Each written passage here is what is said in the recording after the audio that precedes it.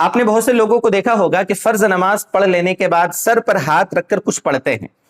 جیسے ہی امام صاحب نے سلام پھیر دی یا آپ تنہا نماز پڑھ رہے ہیں, آپ نے سلام پھیری تو فوراً یہ سیدھا ہاتھ سر پہ جاتا ہے اور آپ نے دیکھا ہوگا کچھ لوگ پڑھتے ہیں. آج انشاءاللہ اس کو ایکسپلین کرتے ہیں. میں نے ایک شارٹ ویڈیو بنائی تھی اس پر لوگوں کے کمنٹ آئے تھے کہ آپ کیا کیا باتیں بتا رہے ہو, ضعیف حدیث سے مسئلے سمجھا رہے ہو. آج انشاءاللہ اس کو تھوڑا سمجھاتا ہوں میں کہ اصل حقیقت کیا ہے اس کی. دیکھیے, نماز سے فارغ ہونے کے بعد ہمارے نبی صلی اللہ علیہ وسلم سے صحیح حدیثوں میں بہت ساری چیزیں, بہت ساری دعائیں پڑھنا منقول ہے. جیسے مشہور ہے آیت الکرسی پڑھتے ہیں, نبی کریم صلی اللہ علیہ وسلم نے بھی اس کو بتایا ہے اور لوگ پڑھتے ہیں, اس کو اچھی باتیں پڑھنا چاہیے. اسی طریقے سے اللہم انت السلام و منک السلام تبارک یا ذا الجلال والاکرام, یہ بھی پڑھنا ثابت ہے. اسی طریقے سے چوتھا کلمہ پڑھیں, لا الہ الا اللہ وحدہ لا شریک لہ, ہے نا, پورا چوتھا کلمہ پڑھ کے اللہم لا مانع لما اعطیت ولا معطی لما منعت ولا ينفع ذا الجد منک الجد, اس طریقے سے پڑھتے ہیں. اور بھی دعائیں منقول ہیں نبی کریم صلی اللہ علیہ وسلم سے, آداب قبر سے حفاظت کی دعا بھی منقول ہے. اسی کے ساتھ ساتھ میرے دوستو, فرض نماز کے بعد طبرانی شریف کی روایت ہے کہ آپ صلی اللہ علیہ وسلم سے یہ عمل بھی منقول ہے. کون سا عمل منقول ہے میں بتا رہا ہوں ابھی آپ کو, بڑا دلچسپ ہے. لیکن یہاں پر یہ بھی بتا دوں کہ کچھ لوگ یا قویو پڑھتے ہیں, یا قویو اس طرح سر پر ہاتھ رکھتے ہیں. حضرت تھانوی رحمۃ اللہ نے لکھا ہے, یہ ان کی کتابوں میں یہ بات منقول ہے کہ حافظے کی مضبوطی کے لیے, دماغ کی مضبوطی کے لیے 11 مرتبہ یا قویو پڑھنا چاہیے ایسے سر پر ہاتھ رکھ کر. یہ بزرگوں کا تجربہ ہے, کر سکتے ہیں, کوئی مسئلہ نہیں ہے. بہت سے لوگ یا نورو پڑھتے ہیں نگاہوں کی تیزی کے لیے, یہ حضور سے ثابت نہیں ہے لیکن بزرگوں کا بتایا ہوا اللہ کا نام ہے, اگر اس کو پڑھیں تو اس میں بھی کیا دقت ہے. لیکن آج جو مجھے بتلانا ہے وہ ہے کہ نبی کریم صلی اللہ علیہ وسلم سے سر پر ہاتھ رکھ کر ایک عمل بھی منقول ہے.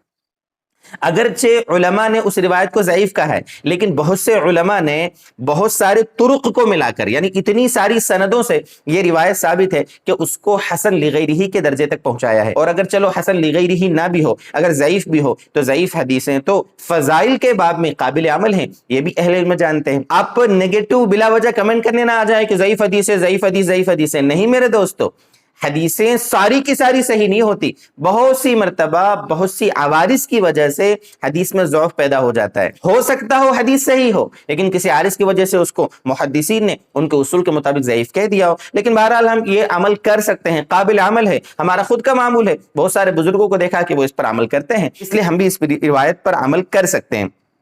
وہ کیا ہے, آپ سلام سے فارغ ہونے کے بعد, فرض نماز سے فارغ ہونے کے بعد سر پر اس طرح ہاتھ رکھیں اور آپ پڑھیں بسم اللہ الذی لا الہ الا هو الرحمن الرحیم اللہم اذہب عنی الہم والحزن. بڑی جاندار دعا ہے میرے دوستو, بڑا زبردست ذکر ہے. بسم اللہ الذی, شروع کرتا ہوں اللہ کے نام سے, لا الہ الا ہوا, جس کے سوا کوئی معبود نہیں, الرحمن, وہ بڑا رحم کرنے والا, رحیم, بہت شفیق, بہت مہربان ہے. اے اللہ, اللہم اذہب عنی الہم والحزن, اے اللہ مجھ سے غم کو, فکر کو, ٹینشن کو اللہ دور کر دے.